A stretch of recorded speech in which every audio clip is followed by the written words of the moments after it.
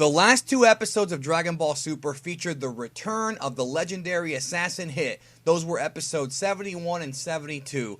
And it's a 2-episode mini arc, or a 2-part episode, which I'm going to call Merry Hitmas. You know, because the last episode aired on Christmas weekend. Yeah, I know, it's a terrible pun. Cringe. Anyways, on this video, though, I want to discuss Hit's time skip technique, because even though it was explained in Dragon Ball Super episode 72, I still see some confusion from people, and I want to do the best that I can to explain how the time skip actually works with the logic of the Dragon Ball world. Let's get to it. Greetings, everyone. Cell here. Subscribe to this perfect channel and follow Geekdom on the social media platforms. That will be all.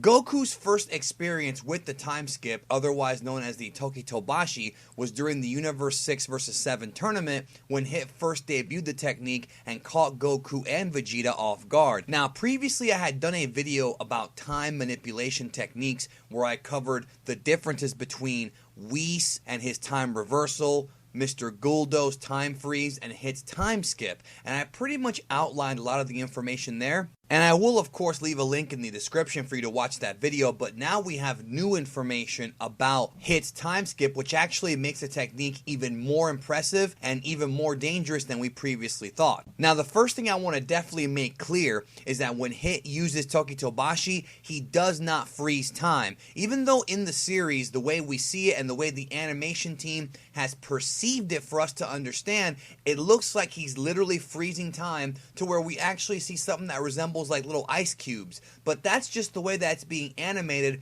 for us as the viewer to understand what's going on. It's more of a perception thing, and this was actually covered very well by a recent video from Anime Live Reactions. What Hit is actually doing is that he is skipping forward in time. He's actually literally moving forward in the timeline at an incredibly rapid pace to where for the rest of the world, from their perception, including us as the audience, he's freezing time. But he's really not. Time is still going its regular course. It's just that he's skipping forward in the timeline. How this makes any sense with real science? Well, it doesn't, but it is Dragon Ball, it's fiction, let's just go with it. Now, interestingly enough, Vados offers a much deeper explanation as to what Hit is doing, and it is a little bit confusing, but I'll try my absolute best to explain it as best I can, and I definitely want to hear from you in the comments if you have anything to add to what I'm about to say. So, Vados explains in Dragon Ball Super episode 72 that Hit is indeed not stopping time, he is skipping time, which is pretty much what I had just said a minute ago. Now, Vado says that whenever Hit skips time, he can store the time that he skipped.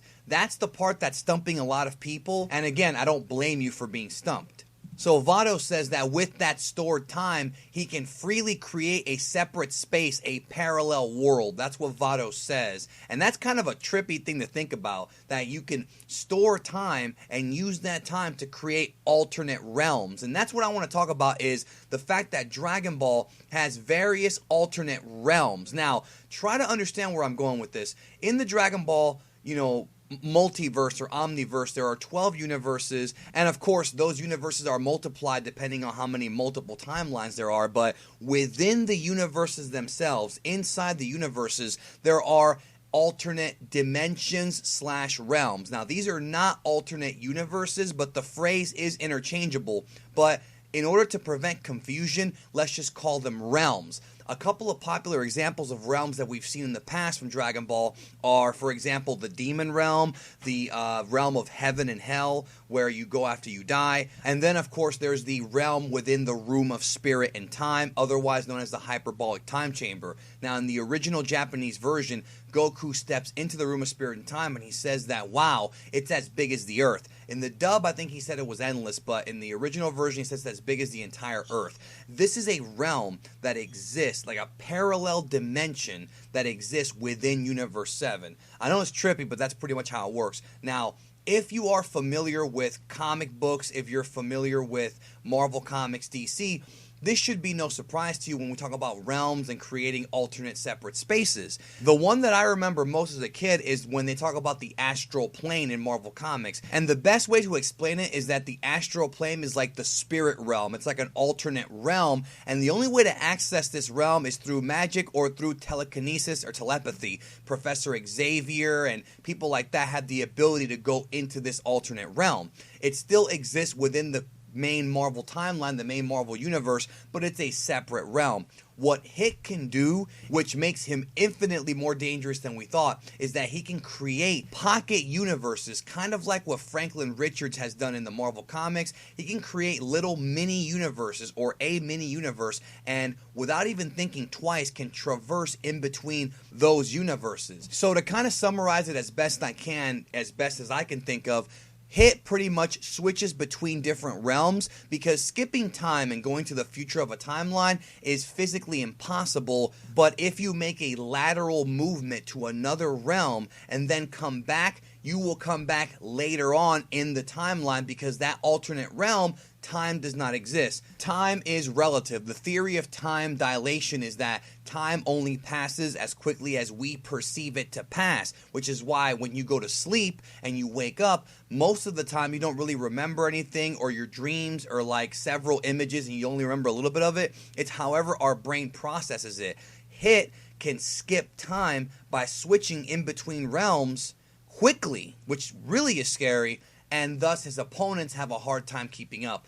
Goku, however, was somehow able to shatter his ability to connect with the other dimensions and blast him and stop him from doing so. So the time skip technique does have a weakness. However, this does explain why Hit is so good at his job, because if he can switch between realms and time skip, virtually nobody could ever see him coming, because he can come in there, make the kill, and then leave again to a plane of no time, to a plane of non-existent that he created himself. So that makes Hit unbelievably more impressive than we all thought. I hope you enjoyed this video. Thank you for watching, and I hope that I explained it as best as I can. Punch that subscribe button, and if you like the video, push the like button as well. Thank you so much, and I hope you guys have a great rest of your day, and check out some more videos right here.